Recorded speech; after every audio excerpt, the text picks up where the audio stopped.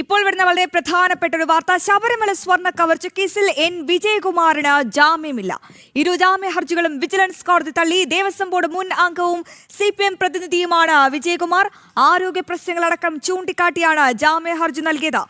പത്മകുമാറിന്റെ നിർദ്ദേശപ്രകാരമാണ് രേഖകളിൽ ഒപ്പുവച്ചതെന്ന് വിജയകുമാർ മൊഴി നൽകിയിരുന്നു. ഈ വാർത്തയുടെ ഏറ്റവും പ്രധാനപ്പെട്ട വിവരങ്ങളുമായി കൊല്ലത്ത് നിന്നും മനോജ് ചേരുന്നുണ്ട്. മനോജ്, വിജയകുമാറിന് ജാമ്യമില്ല.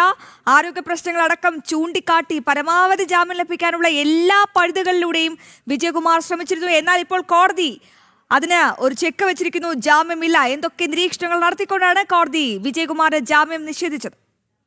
അശ്വതി, 2025 ഡിസംബർ 29-നാണ് ഈ പ്രത്യേക അന്വേഷണ സംഘം എൻ വിജയകുമാറിനെ അറസ്റ്റ് ചെയ്യുന്നത്. പത്മകുമാർ പ്രസിഡന്റ് ആയിരുന്ന ബോർഡിലെ CPM പ്രതിനിധിയായിരുന്ന എൻ വിജയകുമാർ ഈ സ്വർണ്ണ കവർച്ചാ കേസിൽ വിജയകുമാറിന്റെ പങ്കുണ്ട് എന്ന് കണ്ടെത്തലിനെ തുടർന്നാണ് SIT അറസ്റ്റ് ചെയ്യുന്നത്. എന്തായാലും പത്മകുമാറിന്റെ നിർദ്ദേശപ്രകാരമാണ് രേഖകളിലടക്കം ഒപ്പുവെച്ചതെന്ന് വിജയകുമാർ മൊഴി നൽകിയിരുന്നു. അതിനുശേഷം റിമാൻഡിൽ കഴിഞ്ഞു വരവെയാണ് ജാമ്യ ഹർജിയുമായി വിജിലൻസ് കോടതിയെ സമീപിച്ചത്. 2 ജാമ്യ ഹർജികൾ സമർപ്പിച്ചിട്ടുണ്ടായിരുന്നു. ആരോഗ്യ പ്രശ്നങ്ങൾ ചൂണ്ടിക്കാട്ടിയും അതോടൊപ്പം തന്നെ സ്വർണ്ണ കവർച്ചയിൽ തനിക്ക് പങ്കില്ല എന്നൊക്കെ കാട്ടിയാണ് ജാമ്യ ഹർജി സമർപ്പിച്ചിരുന്നത്.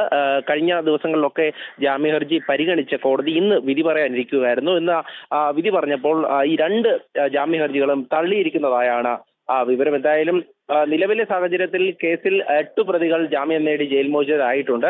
ഇനി തുടരുന്നത് എൻ വിജയകുമാർ, അതോടൊപ്പം തന്നെ KP ശങ്കർദാസ്, പങ്കജ് ഭണ്ഡാരി, ഗോവർദ്ധൻ എന്നിവരാണ് ജയിലിൽ തുടരുന്നത്. ഇതിൽ എൻ വിജയകുമാറിന്റെ ജാമ്യ ഹർജി ഇപ്പോൾ കോടതി തള്ളിയിട്ടുണ്ട്. നേരത്തെ KP ശങ്കർദാസിന്റെ അടക്കം ജാമ്യ ഹർജികൾ കോടതി തള്ളിയിരുന്നു. ഇനി അടുത്ത നീക്കത്തിലേക്ക് കടക്കുന്നത് സ്വാഭാവികമായും 90 ദിവസം പൂർത്തിയാകുമ്പോഴായിരിക്കും.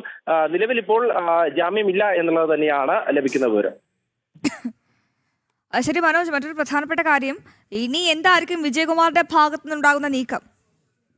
സ്വാഭാവികമായും ഹൈക്കോടതിയിലേക്ക് ഈ ജാമ്യ ഹർജിയുമായി പോയാലും ഇത് തന്നെയായിരിക്കും. അതായത് ഹൈക്കോടതിയും ജാമ്യ ഹർജി തള്ളാനാണ് സാധ്യത. അടുത്ത നീക്കം എന്ന് പറയുന്നത് 90 ദിവസം റിമാൻഡ് പൂർത്തിയായി കഴിഞ്ഞാൽ സ്വാഭാവിക ജാമ്യത്തിന് വേണ്ടി വിജയകുമാറിന് അപേക്ഷിക്കാൻ സാധിക്കും. അത്തരത്തിൽ ഹർജി സമർപ്പിച്ചു കഴിഞ്ഞാൽ SIT ഇതുവരെ കുറ്റപത്രം സമർപ്പിച്ചിട്ടില്ല. അതുകൊണ്ട് തന്നെ സ്വാഭാവിക ജാമ്യം അനുവദിച്ചു കിട്ടാനുള്ള സാഹചര്യമുണ്ട്. മനോജ്, വിവരങ്ങൾ വ്യക്തമാണ്. എന്തായാലും ഏറ്റവും പ്രധാനപ്പെട്ട വിവരമാണ് ഞങ്ങളുടെ പ്രതിനിധി കൊല്ലത്ത് നിന്നും റിപ്പോർട്ട് ചെയ്യുന്നത്. ശബരിമല സ്വർണ്ണ കവർച്ച കേസിൽ എൻ വിജയകുമാറിന് ജാമ്യമില്ല എന്ന വാർത്ത.